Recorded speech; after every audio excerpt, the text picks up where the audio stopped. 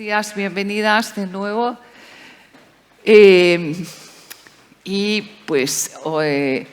Bueno, yo soy Maite Méndez, supongo que me recordáis de ayer, entonces no voy a volver a presentarme.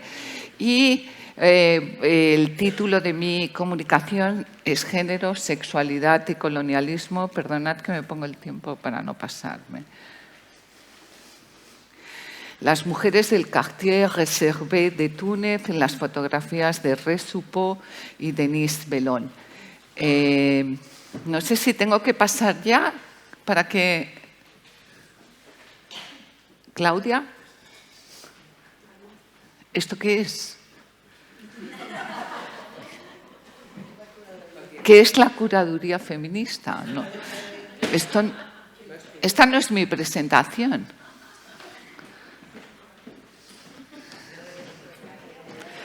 Es que ahora mismo no sé si estoy soñando. Es la típica pesadilla antes de una conferencia, que tienes que dar una conferencia de la que no sabes nada, que es la curaduría. Esta es la tuya, ¿no? Esta es la mía. ¿Ya está? Gracias.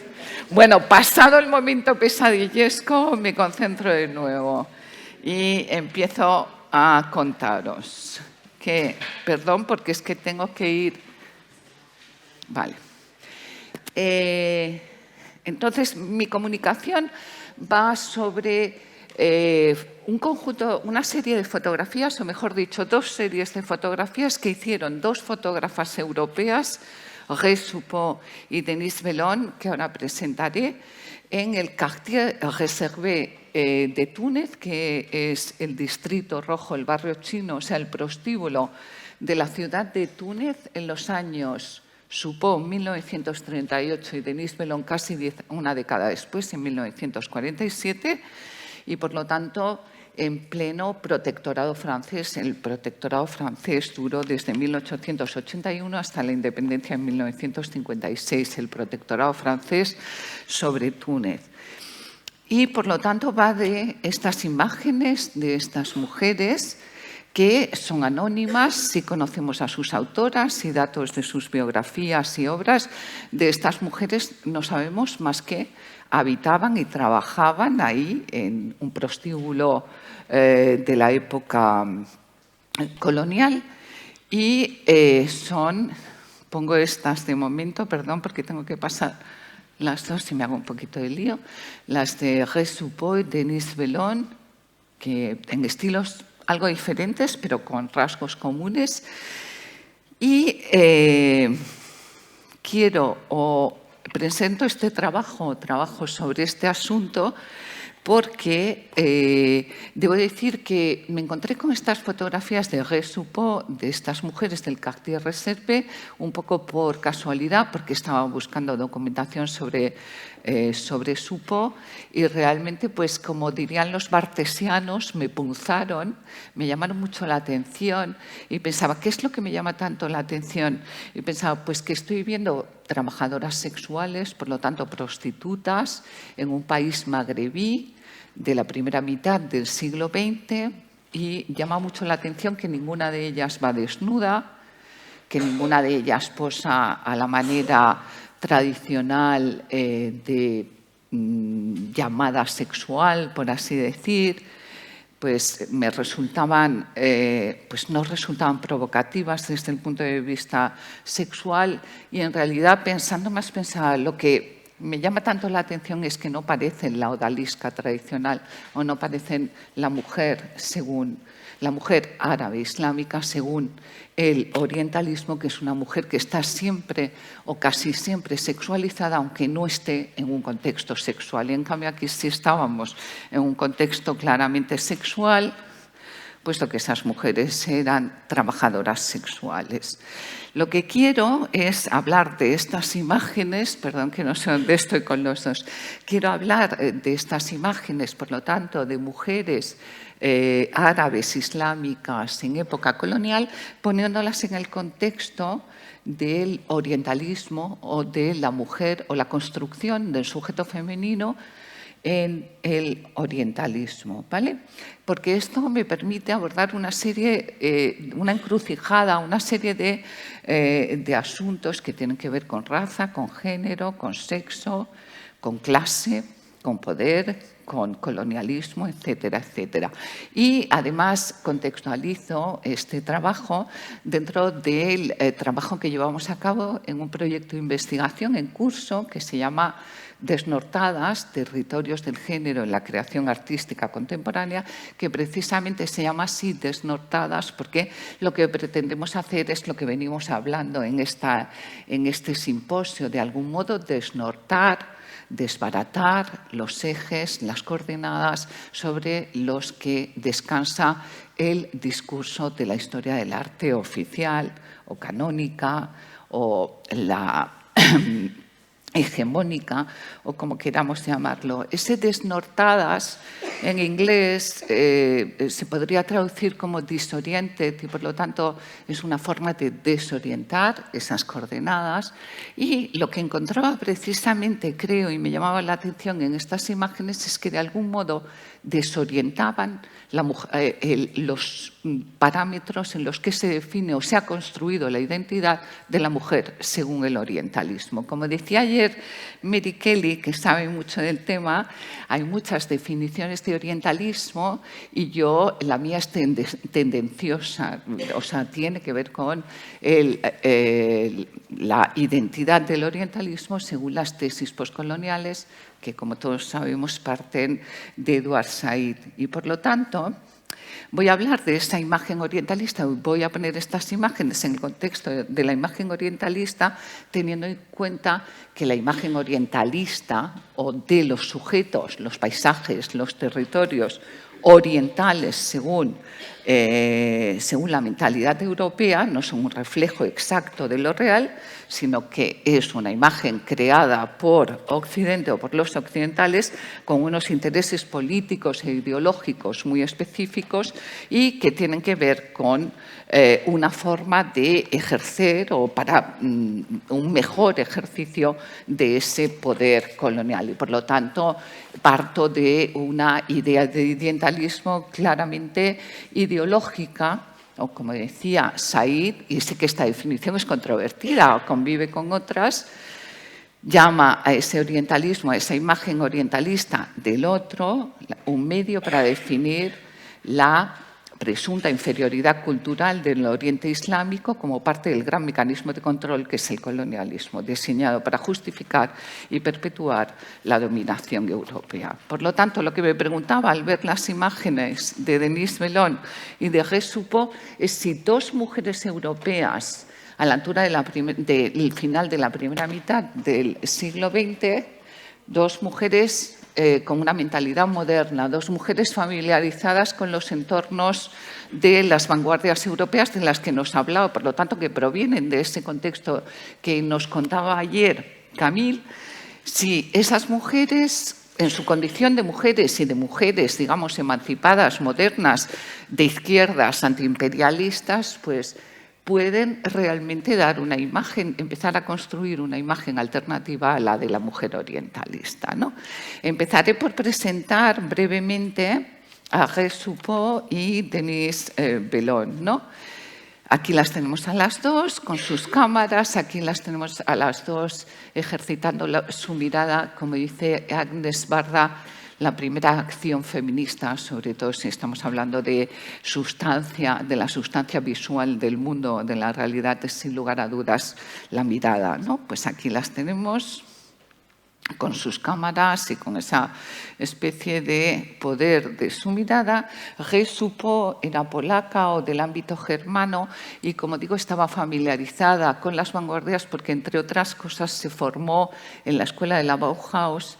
Y quiero señalar sobre todo que ahí ella dijo que su paso por la Bauhaus fue lo que concedió libertad a su mirada. Estuvo casada en un primer matrimonio con Hans Richter y luego el apellido que lleva es el apellido de casada y evidentemente todos o todas os habréis dado cuenta que es el apellido o que era la mujer del escritor Philip Suppot. Resupo era una artista polifacética, no fue solo fotógrafa, yo creo. O sea, por un lado, estas artistas de vanguardia que vemos que tenían talentos para muchas cosas. Aquí tiene un diseño de modas, un diseño versátil para llevarlo a lo largo de todo el día sin tener que cambiar de vestido, cambias de aspecto o de look. Estoy en esta, ¿no? Sí. Y era también escritora, traductora y era también fotógrafa, ¿no? Y perdón que me he desconcentrado. Ella fue a Túnez con su marido, el escritor Philippe Soupault, como digo, uno de los escritores más importantes del surrealismo, y estuvo viviendo 4 años, desde 1938 y por lo tanto durante la Segunda Guerra Mundial, en Túnez, y fueron a Túnez, a vivir a Túnez, porque Léon Blum le había encargado a Philippe Soupault que montara una estación de radio para neutralizar la propaganda política fascista que llegaba de Italia a través de Radio Bari. Por eso se instalaron en Túnez, en la capital, y me desconcentra un poquito esto de no saber. Vale. Y vivían en el centro, en la Medina. Ella destaca esto, que vivían en la Medina, que no les gustaba, o sea, que era la parte que más les gustaba en la ciudad. Viajaron por la ciudad, viajaron por el país como los en el cielo protector, los bowls, ¿no? Y en bicicleta. Entonces ella iba sacando fotografías y, bueno, tiene estas fotografías sobre Túnez. Pero lo que me interesa destacar sobre todo es esto, que aparte de sacar fotografías sobre la Medina o sobre la ciudad histórica de Túnez, también tiene estas vistas sobre la ciudad de Túnez en su condición colonial, y por lo tanto nos llama la atención sobre el hecho de que estas ciudades bajo ese protectorado colonial no eran ciudades árabes o lo que fuera en estado puro, sino que eran esta encrucijada de culturas, de modos de ver, de modos de pensar el mundo, ¿no? Y digo, tiene estas fotografías sobre todo de este bulevar que, como vemos, es el típico urbanismo colonial, es el típico urbanismo europeo en la ciudad de Túnez, y que además pongo además con su propaganda, con su publicidad de unos cafés locales, ¿no? Los que tenemos ahí, y que para los tunecinos este bulevar además es un bulevar que es la imagen misma del colonialismo, no solo porque fue construido y planeado por los franceses, sino porque también era un concentrado de signos y por lo tanto de iconografía colonial, ¿no? Ella, en vez de proyectar solo esta imagen de la ciudad árabe típica del orientalismo, ¿no? Esta cosa exótica y pintoresca, pues se interesó también por su parte. Denise Mellon era sobre todo fotógrafa, una fotógrafa profesional que se dedicó sobre todo al fotoperiodismo, a la publicidad, hizo también muchos retratos y formaba parte de a partir de los años 30, de una agencia de fotografía que se llamó Alliance Photo, que era una especie de predecesora de Magnum, y las historias de la fotografía del siglo XX la enmarcan dentro de un movimiento llamado Nouvelle Vision, que tiene que ver con nuevas formas de ejercitar la mirada, también, igual que Resupo, por medio de la fotografía. Ella era también una persona familiarizada con el ambiente de las vanguardias europeas de principios del siglo XX, y todas o casi todas habremos visto fotografías de Denise Mellon porque era una de las fotógrafas de las exposiciones surrealistas, y en especial de la Exposición Internacional del Surrealismo de 1938, donde estaban los célebres maniquíes.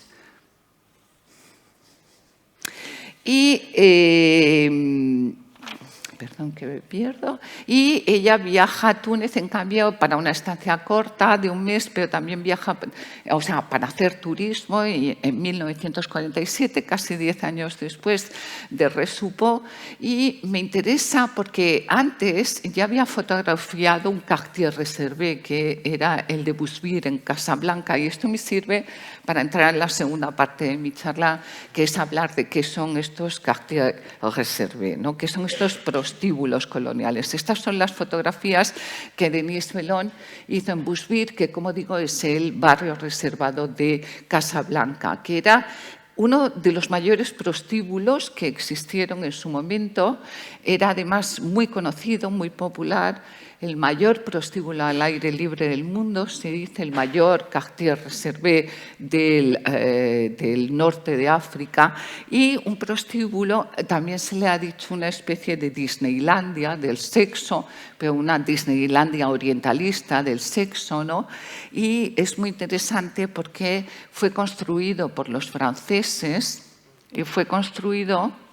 Aquí pongo esta para que contrastemos una de las fotografías que hizo Denise Bellon de las trabajadoras sexuales de BuzzFeed y las que solían hacer los hombres, ¿vale? Que no hace falta ni comentarlo, ¿no?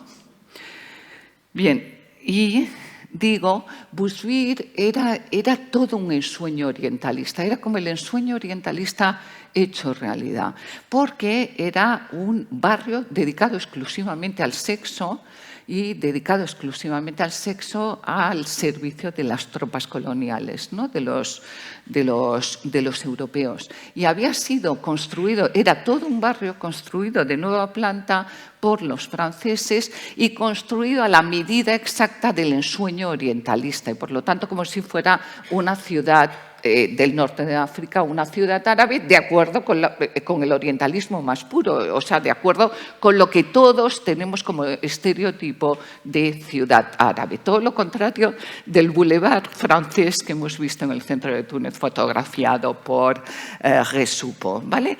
Y por eso pongo, y se difundió mucho además, o sea, era muy conocido porque había estas postales y por supuesto había estas otras postales donde podemos ver el barrio, ¿no? Como digo, de nueva planta y de nuevo trazado que se publicitaba por medio de estas postales, y ahora hablaré de estas postales y de la mujer en las postales, con los retratos de las propias prostitutas. Se ha dicho que BuzzFeed se ubicaba en el cruce de los mecanismos de dominación de los que habla Foucault y de los fantasmas sexuales orientalistas de los que habla Said. Se ha escrito también que su atracción radicaba en la puesta a disposición de los cuerpos indígenas femeninos en un decorado orientalista, que su atracción radicaba en la puesta a disposición a la vez moralmente escandalosa y políticamente admirable de los cuerpos indígenas femeninos en un decorado orientalista. El barrio reservado de Túnez es muy distinto, porque no era un barrio de nueva planta, pero es muy distinto en algunos aspectos. Era prácticamente lo mismo, ¿no? Porque, entre otras cosas, estos eran... Por eso se hace el juego de palabras aquí con la maison close, ¿no? Porque eran barrios en donde las mujeres vivían y trabajaban encerradas. Prácticamente no podían salir de esos barrios y estaban sometidas a este régimen de encierro porque estos prostíbulos fueron construidos, fabricados, pensados, regulados, eran legales, estaban regulados por las autoridades europeas porque eran una forma de perimetrar y eran una forma de cercar la prostitución y, por lo tanto, de tenerla perfectamente regulada, pero también perfectamente vigilada y castigada, por así decir, y lo que preocupaba sobre todo a las autoridades coloniales era que no se difundieran evidentemente las sífilis y las enfermedades de transmisión cultural, pero que moralmente tampoco se difundiera él. O sea, eso estaba bien ahí, encerrado ahí para las tropas coloniales, pero no era muy bonito, ¿no? Tener una prostitución para los soldados europeos y tener sobre todo a las mujeres locales disponibles para esa prostitución.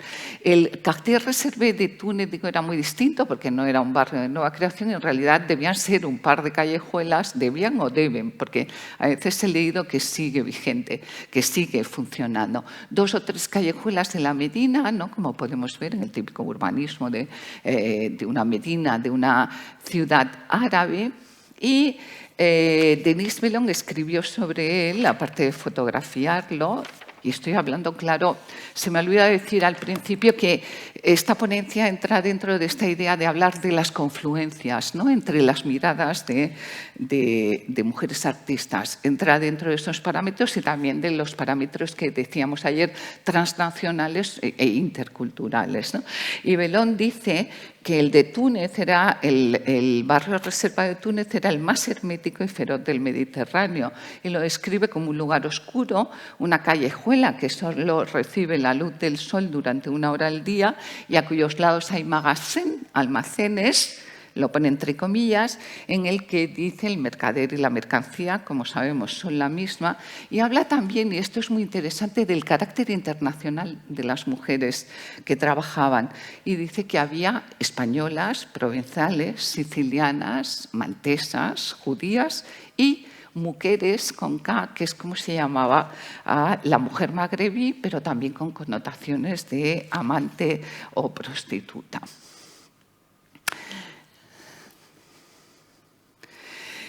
Bien, una vez presentado estos prostíbulos, empiezo a hablar de cómo se proyectaba la imagen de estas prostitutas y cómo tiene mucho que ver la imagen que se proyectaba de las trabajadoras sexuales de estos quartiers reservés, sobre todo en las postales, que como digo ahora hablaré, cómo son en parte herederas de la mirada orientalista que había nacido en la pintura europea, pero que claro, era con una difusión o divulgación mucho más restringida. Es decir, voy a dar a grandes rasgos esos rasgos de la mujer orientalista, según esa mirada occidental colonial, para ponerla en contraste, como digo, con las mujeres retratadas por Bellón y Supo, que es lo que haré al final de la charla, ¿no?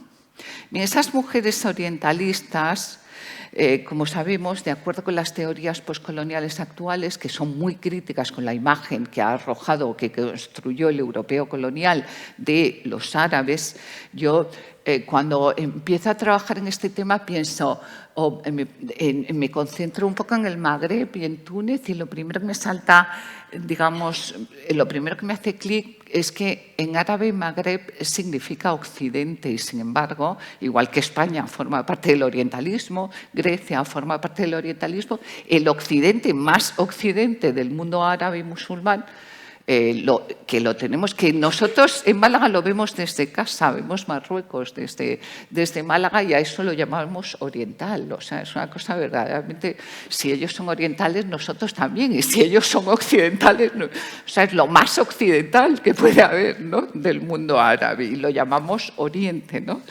Bueno, igual que la propia España, de acuerdo con la visión también del norte de Europa, ¿no? Y, bueno, la representación de esta mujer, como digo, de acuerdo con los parámetros orientalistas, que son muy críticos, es una forma de presentar al otro subyugado, humillado, pero además como bárbaro y además como todo aquello que interesa al poder colonial para justificar y ejercer su poder colonial. Pero es que además hay implícito en esta representación del otro orientalista algo que es profundamente de género, porque el otro es visto como otra, el otro es visto como algo femenino, ¿no?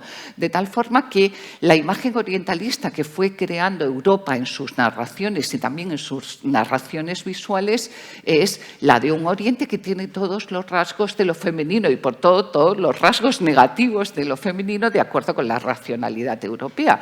Es decir, rasgos como la indolencia, como la irracionalidad, la sensualidad o la intuición frente, la inmoralidad o la amoralidad, el carácter pasivo de lo femenino frente a Europa. O sea, los orientalistas como Said dicen que el orientalismo, que la imagen orientalista no es más que la imagen invertida del europeo, ¿no?, que casi que Oriente no tiene nada que ver en ello, ¿no? Y mientras Occidente es lo viril, lo masculino, lo activo, lo industrioso, lo que progresa, lo que está dentro de la historia, lo racional, etcétera, etcétera. Este es luego increíble la cantidad de imágenes de odaliscas esclavas que representan los orientalistas, ¿no? La mujer orientalista casi siempre es una esclava y podemos adivinar por cómo representa que es una esclava sexual, no una esclava para ninguna otra, ¿no? Y por eso proliferan un momento que no sé dónde estoy, proliferan estas imágenes de mujeres blancas, además muy blancas, muy pálidas, desnudas en medio del espacio público y que normalmente están siendo desnudadas, están rodeadas por hombres, están siendo desnudadas por hombres que están en pleno comercio con ellas. Esto tiene mucho que ver con lo que decía ayer Griselda Pollock de los lazos de parentesco de Levi-Strauss, quiénes son intercambiadas y quiénes son los que intercambian, ¿no? Y normalmente estas mujeres jóvenes humilladas, que están desnudas de forma completamente contraria, podemos adivinar a su voluntad, ¿no? Y que bajan las miradas, normalmente avergonzadas, abochornadas, sonrojadas, ¿no? Dice Homi Bhabha que el objetivo del discurso colonial es representar al colonizado como una población de tipos degenerados debido a su origen racial para justificar la conquista y establecer sus sistemas de administración y de educación, ¿no? Jérôme, como sabemos, es uno de los grandes adalides del movimiento orientalista y tiene también varios mercados de esclavas. Aquí pongo dos ejemplos con el detalle, ¿no?, de hombres vestidos en el espacio público examinando y comerciando con mujeres a las que además se examinan la dentadura, ¿no? En su momento, de acuerdo con la crítica de mediados del siglo XIX, de la segunda mitad del XIX, Jérôme era un artista considerado absolutamente objetivo y científico, o sea, que reflejaba la realidad con total precisión, ¿vale? Es curioso que la imaginación europea es absolutamente esquizofrénica a la hora de construir esa identidad de la mujer orientalista, porque no nos aclaramos bien si lo que la mujer orientalista es esa mujer desnuda en el espacio público o si la mujer orientalista es una mujer a la que la religión musulmana le obliga a vestirse de pies a cabeza, como aquí, ¿no? No lo tenemos claro. Y lo que me interesa es poner de manifiesto esto, que el discurso, los críticos, o sea, el discurso orientalista crítico, dice que esas imágenes con estas mujeres humilladas por hombres, vestidos, pero por hombres árabes, eran terriblemente eficaces en el apoyo del poder colonial, ¿no?, para afianzar ese poder colonial, porque claro, en realidad daban grandes satisfacciones al europeo porque por un lado podían tenías la satisfacción erótica de ver a una mujer desnuda, joven, bella, etcétera, etcétera, y la satisfacción de que desnudar a la mujer en público y comerciar con ella pues es algo propio de los bárbaros a los que estamos colonizando, porque son así de bárbaros y porque tratan fatal a las mujeres, que son los mismos argumentos que se siguen empleando hoy en día para invadir países árabes, por ejemplo, o si no árabes, países musulmanes, ¿no? La cuestión es que, digo, esta crítica colonialista dice que estas imágenes surtieron un efecto muy real en el pasado, pero también lo surten en el presente. Y esa es la razón por la que pongo esta propaganda de hace pocos años de Alternative für Deutschland, un partido ultranacionalista alemán, que utiliza a Jérôme como si fuera un reflejo de la realidad para decir, y así Europa no se convertirá en Eurabia, es decir, para apoyarse en un discurso, en ese discurso conspiranoico contra que los árabes y los musulmanes están invadiendo Europa y pues no sabemos bien si nos van a desnudar a todas o nos van a vestir a todas. Algo harán con nosotras y nuestro aspecto, ¿no? Pero claro, digo, sigue teniendo efecto ese discurso orientalista que los partidarios de este partido o los miembros de este partido pues utilizan en realidad como si fuera la realidad objetiva y sin darse cuenta que hay fotografías y por lo tanto imágenes que si bien construidas, son imágenes también construidas seguramente documentalmente, son más veraces, imágenes de cómo los blancos europeos examinan la dentadura de negros desnudos, como imágenes como por ejemplo las de la propia Denise Mellon en el África Occidental francesa, ¿vale? Es decir, que podríamos darle perfectamente la vuelta al discurso de ese partido y que eran sobre todo los blancos los que preparaban la escena y hacían esta puesta en escena para retratar a los negros, a los otros, a otras mujeres, ¿no? Perdón, que es que tengo que darme un poquito más de prisa y que me estoy liando muchísimo porque esto no va con esto. Y entonces, bien, esta imagen orientalista de la pintura pasó, o es heredera de ella, la postal colonial y la postal erótica, o la postal llamada en su momento antropológica, ¿no? Que es la de estas mujeres increíblemente sexualizadas y puestas, construidas de acuerdo con una imagen de disponibilidad sexual total frente sobre todo al europeo. ¿Qué ocurre? Que las postales tienen un valor de circulación inmensamente superior al de la pintura que acabamos de ver. Por lo tanto, las postales recogieron esa herencia de la mujer orientalista en la pintura orientalista, pero además la difundieron de un modo que no se había difundido hasta entonces. Y la difundieron de tal modo que de algún modo conseguían que esa fantasía orientalista o de la mujer sexualizada orientalista, o sea, que cada europeo podía tener una especie de harén a su disposición gracias a estas imágenes, donde además proliferó esta iconografía de la mujer árabe o la mujer orientalista, con los pechos desnudos. Hasta tal punto esa imagen es heredera de la pintura europea que podemos encontrar rasgos formales parecidísimos entre las mujeres de esas postales y la pintura europea de principios del siglo XX incluso, ¿no? Bien, como digo, esta imagen la ponía para no nos aclaramos, ¿no? O sea, ¿qué van? ¿En el espacio público completamente tapadas o en el espacio público también completamente desnudas? Como no nos ponemos de acuerdo, pues la postal, o como no se ponían de acuerdo, yo no sé qué estoy pasando. Ay, perdón. Esto es un poco, esto también es esquizofrénico. Como no nos ponemos de acuerdo, pues en la postal podía proliferar algo que seguramente falta muchísimo en la realidad, como es esta imagen de la mujer velada, pero con los pechos desnudos. ¿Cómo es eso?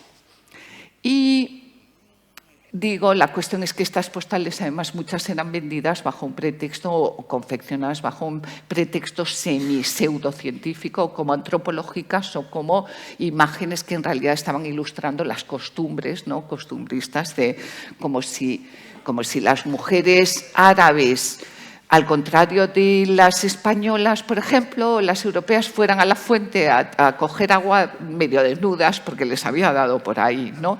En fin, lo que estaban realmente ya en las postales, digamos, llega a su epítome esta confusión de la mujer árabe con una mujer sexualizada o con una prostituta y el harén con un prostíbulo, ¿no? El harén con un prostíbulo que, como puso de manifiesto Fátima Mernissi en el harén occidental, siempre te lo agradeceré, Javier, es una auténtica, como todo lo que estamos enseñando, es una auténtica creación de la fantasía y de la fantasía erótica occidental, ¿no? Porque el harén, como puso de manifiesto, digo, Fátima Mernissi, es un lugar doméstico de socialización femenina, o sea, es el gineceo de los griegos, de la casa griega, de la casa romana, y eso la imaginación europea lo ha convertido en un auténtico burdel, o sea, no es un lugar de sexualización, es un lugar de socialización femenina, de miembros femeninos o masculinos, niños o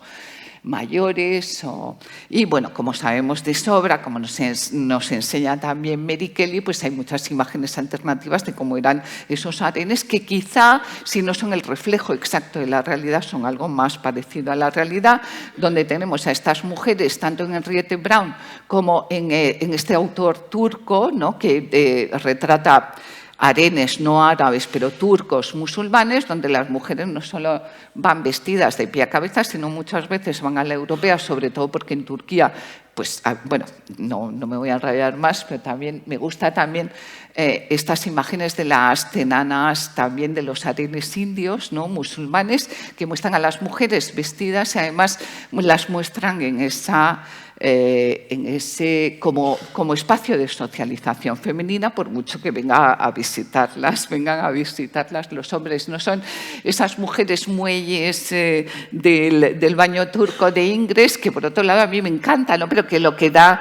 ganas, si no tienes un deseo sexual directo, es de tirarte ahí con ellas, porque son como un sillón mullido, ¿no? Son un revoltijo de carne blandita, pero que entre ellas como muchos se tocan, pero ni hablan ni nada, ¿no? Es esa indolencia que atribuimos, como digo, al mundo oriental, ¿vale? Y entro ya en la última parte, que no me quiero alargar, a analizar, de acuerdo con lo que hemos visto, a analizar las imágenes de Belón y de Suppot, ¿no? Y pongo esta postal, que es una postal una de estas postales coloniales que envía un suegro a su nuero, iba a decir, a su yerno, ¿no? Diciéndole que es del año 22, diciéndole, ya vamos a dejar a estas bellas mujeres, ¿no?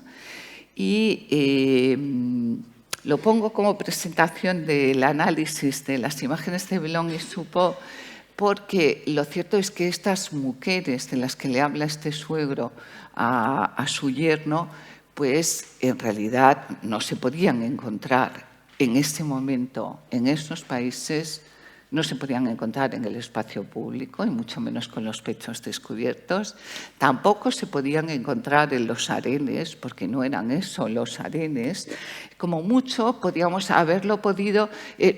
esperar encontrarlo en los prostíbulos coloniales. Y, sin embargo, si entramos en un prostíbulo colonial de la mano de dos miradas de mujeres europeas, que arrojan una visión distinta porque miran de un modo distinto, veremos que esas mujeres, tal y como aparecen ahí representadas por el orientalismo, tampoco eran las que poblaban y las que trabajaban en estos burdeles coloniales, ¿vale? Y nos introducimos así en las imágenes de estas mujeres, que posan de un modo muy distinto al de las que vemos en las postales coloniales, posan de una forma mucho más natural, están vestidas, no están en esas poses de la pintura y la fotografía erótica que parecen naturales, pero en realidad son mujeres, como decía ya Berger, haciendo contorsiones para ponerse eróticamente de la forma más favorable posible.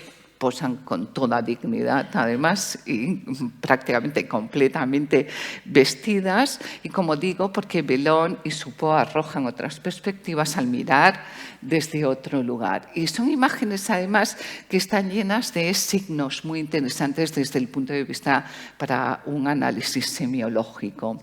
Medef, un escritor tunecino, escribe sobre las fotografías de Suppot en Túnez y sobre estas fotografías del Cartier Reserve, y dice, le está hablando en segunda persona, y dice: usted no sucumbió a la moda instaurada por algunos de sus colegas de maquillar el decorado y los personajes, haciendo, por ejemplo, de un bordel y de las putas miserables un fantasma del harem pictórico, convirtiendo el sueño del lugar femenino prohibido en algo accesible al ojo occidental.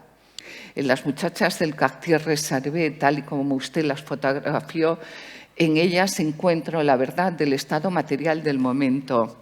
A ver ahora cómo obra. Del estado material del momento.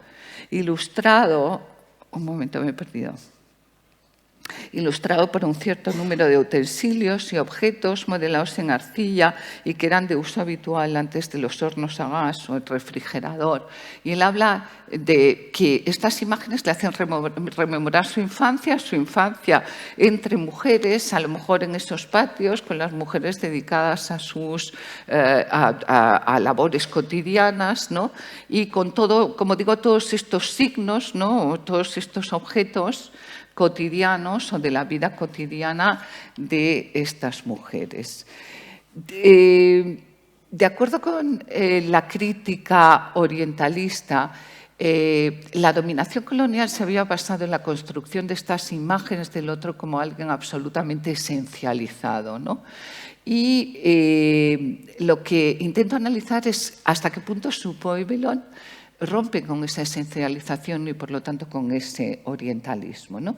Linda Nochlin, en el artículo de referencia sobre orientalismo que seguimos usando, pone de manifiesto que en la pintura orientalista lo que hay sobre todo es cuatro ausencias que, como nos decía ayer Mary, son cuatro presencias simbólicas, ¿vale? Lo que falta en la pintura orientalista es la historia, por un lado, las personas occidentales, ya sean colonos o turistas, dice Nochlin. Hay también ausencia, alusiones a que lo que se ve es ficticio o imaginario y no la realidad, y hay ausencia de escenas de trabajo. Antes se me había olvidado decir que las imágenes orientalistas de la pintura orientalista y no digamos de la postal son imágenes realistas y por lo tanto son imágenes que producen un efecto de realidad. Que producen un efecto de realidad quiere decir que opacan completamente el medio de representación y por lo tanto crean una auténtica confusión entre realidad y ficción, que es lo que aprovecha un partido como Alternativa für Deutschland para hacer su propaganda política, ¿vale? Bien.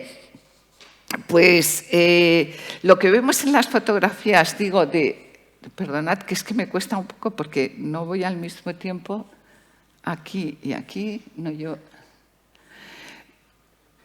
Vale, lo que vemos, digo, en estas fotografías es algo distinto a esa esencialización, ¿no?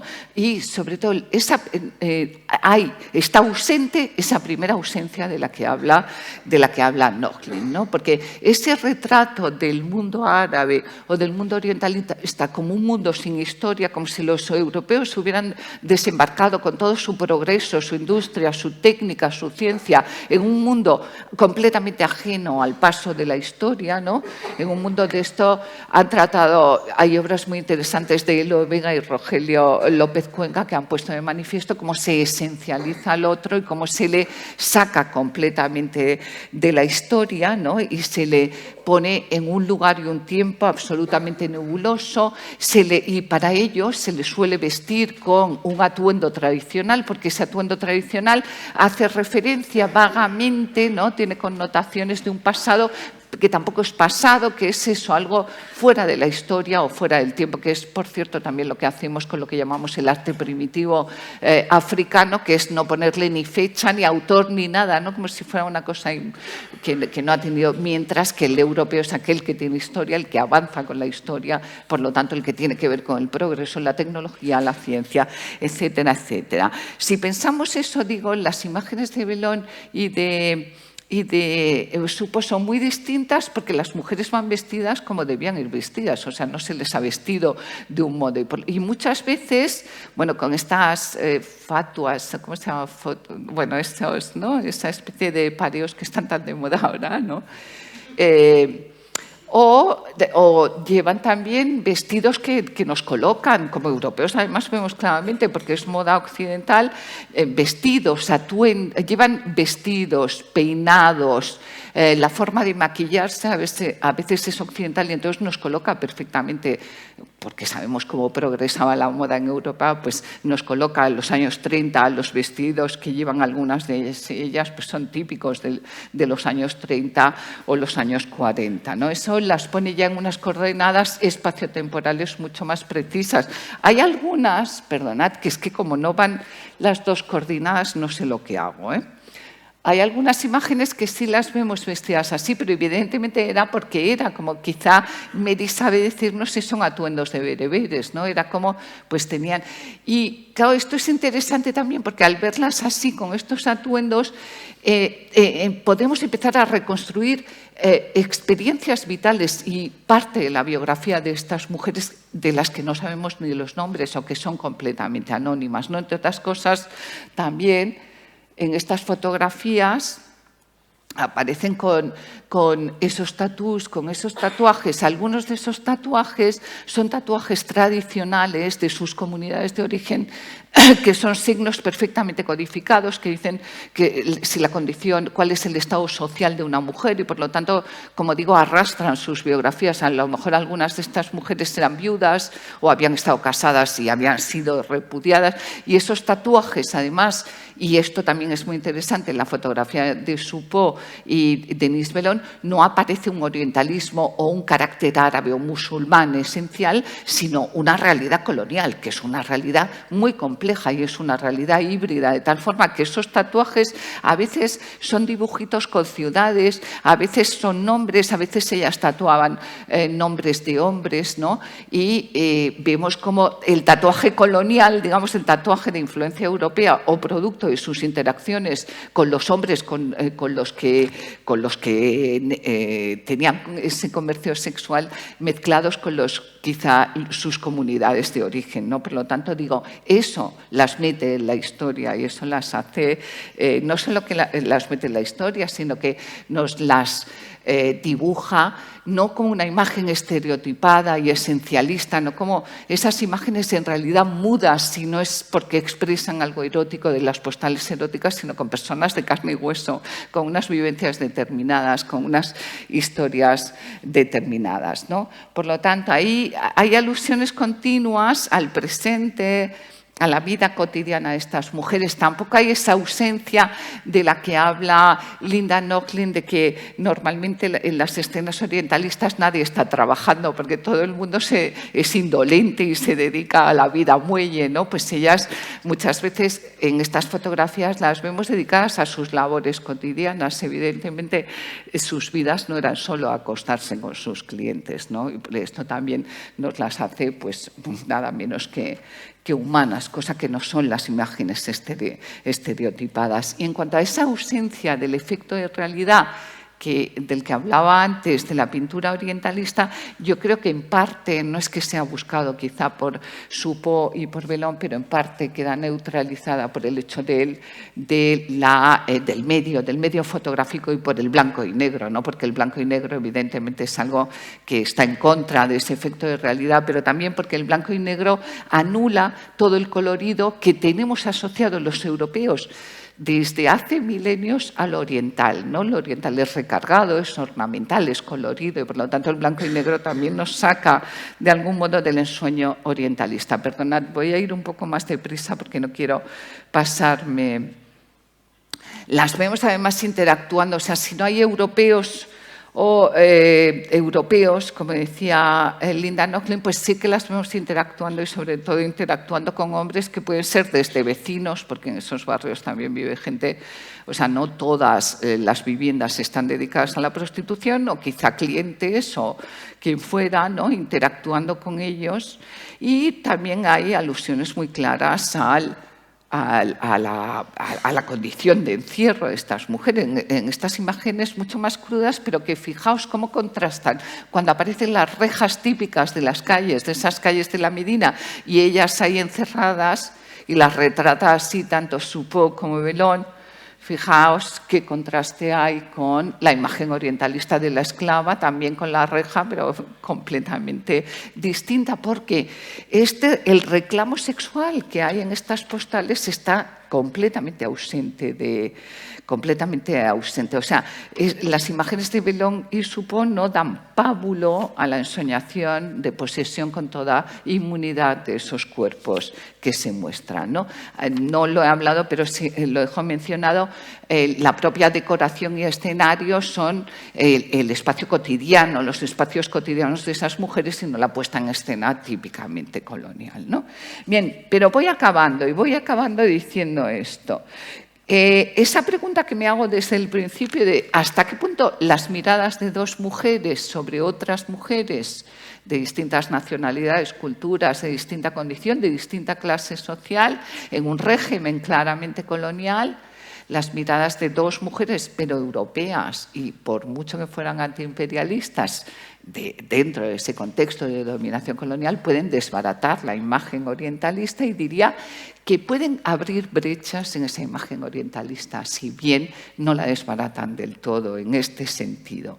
Bueno, quizá las imágenes más duras de ambas, de Soupeau o de Bellon, son estas. Para mí son estas que dejan realmente, que son verdaderamente punzantes, porque son quizá lo más cercano que tendríamos a una denuncia de esa situación, ¿no? Pero realmente, en general, ninguna de las dos está realmente obviamente pues llevando a cabo una denuncia, digamos, explícita, dura y acentuada. Por lo tanto, abren una brecha en el estereotipo orientalista, pero tampoco, digamos, llegan a una denuncia política dura, por así decirlo, ¿no?